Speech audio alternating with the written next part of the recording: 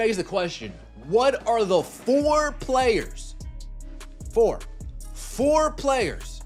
that the Indiana Fever should core to make sure that no team can touch them heading into the expansion draft? Remember, you just lose these players straight up. You don't get anything back for the players. They're gone. We didn't get anything for Temi, did we? No, exactly. The Indiana Fever just dropped a bombshell that has fans completely stunned. For players are gone, and now the front office is in full panic mode. The question isn't even about who's next to leave.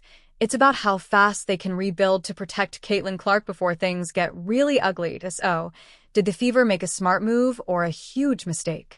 Let's get right into it, because Indiana just turned their entire offseason into a soap opera.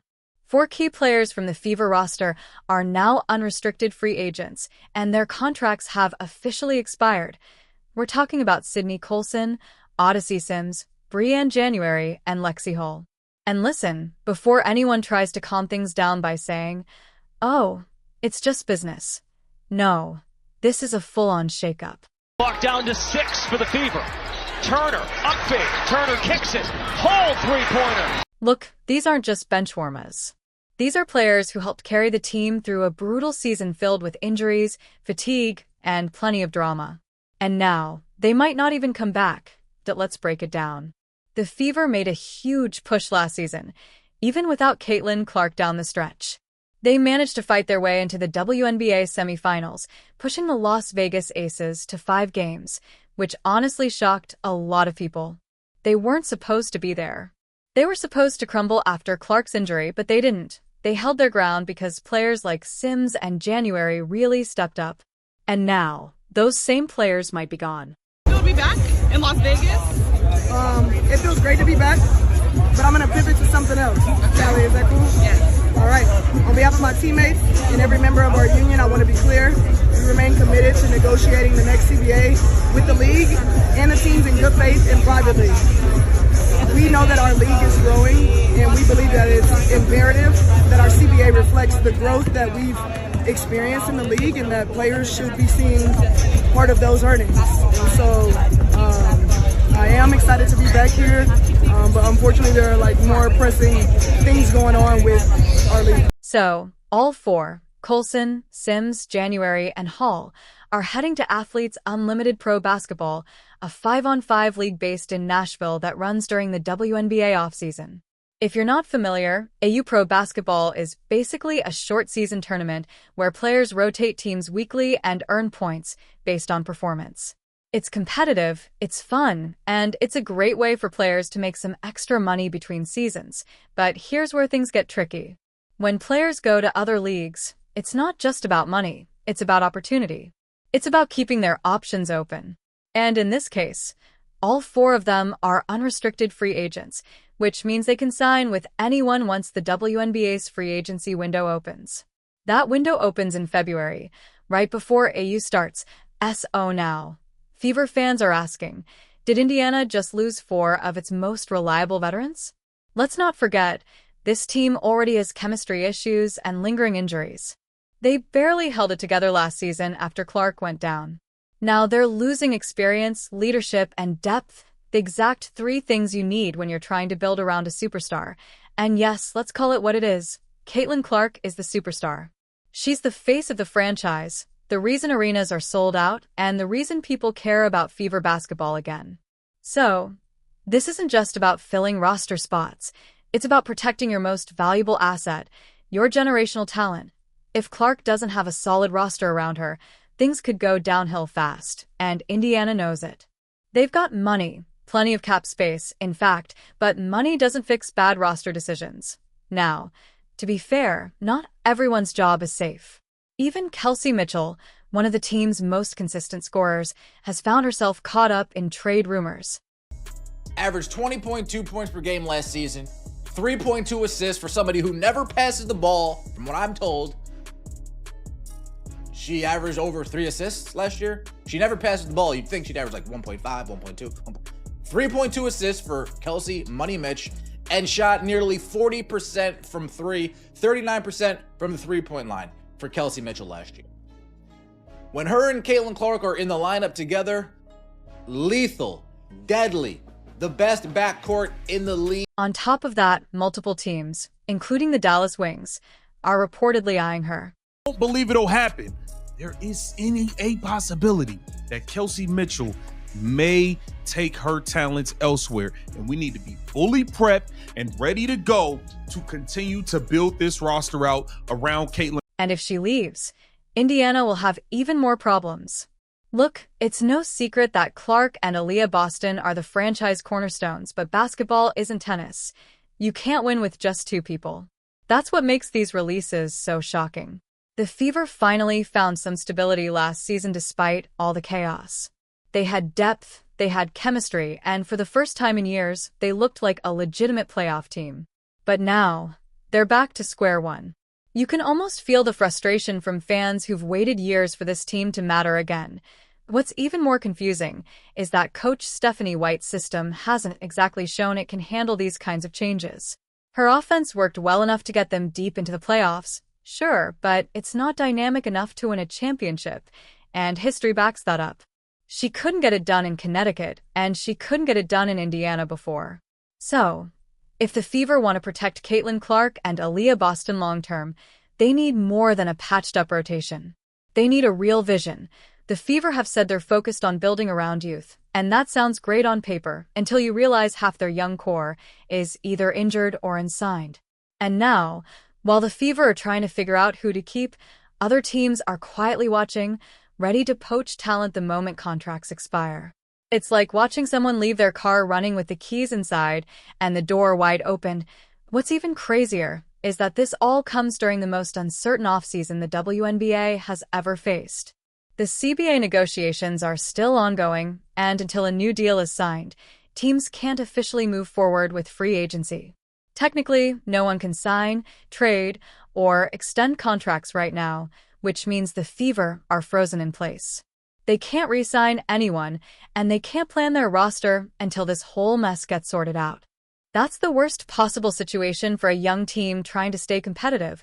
So, let's recap the nightmare here. For players gone, free agency frozen, a key scorer possibly on the trade block, and a superstar who's recovering and watching it all unfold. It's not exactly the championship culture Indiana keeps promising, and the fans know it. Social media exploded the moment this story dropped. Some fans are calling it a rebuild.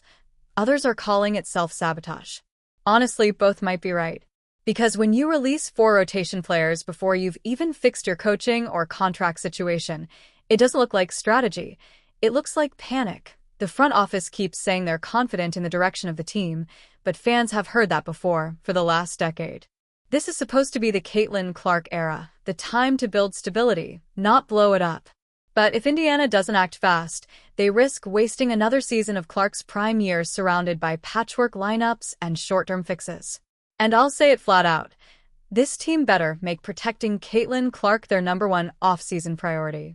Not media tours, not slogans, not jersey sales, actual protection on the court. Last season's injuries were brutal, and she took a beating every single night before she went down. If they don't build a stronger supporting cast, next year could be even worse. Let's be real, this entire situation feels like déjà vu for Fever fans. Every time they seem to turn a corner, something happens that throws everything off balance. And this time, it's not bad luck, it's bad management. Because no matter how you spin it, letting 4 players walk when your roster is already thin makes no sense. Especially when one of them, like Odyssey Sims, was one of the only vocal leaders left in the locker room. The Fever finally had a mix that worked, veterans with personality and younger stars with energy. Now they've created a leadership vacuum. Sure, Caitlin Clark is the face of the franchise, but she's not the general manager. It's not her job to fix chemistry issues. It's the front office's job to make sure she has a team worth leading. The irony is, the Fever have money, but they keep acting broke. They have cap space, sponsorships, and the hottest ticket sales in the league, yet they're making decisions like a small market team trying to save pennies. If you're going to build around Clark and Boston, you need to commit to building around them, not wait for bargains in February. Now fans are debating which direction the Fever are headed.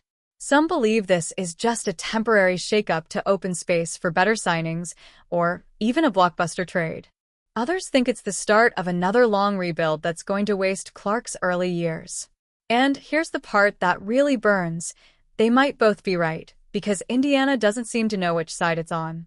Are they trying to build a contender now, or are they buying time and waiting for the next draft class? If it's the first one, they're moving backward.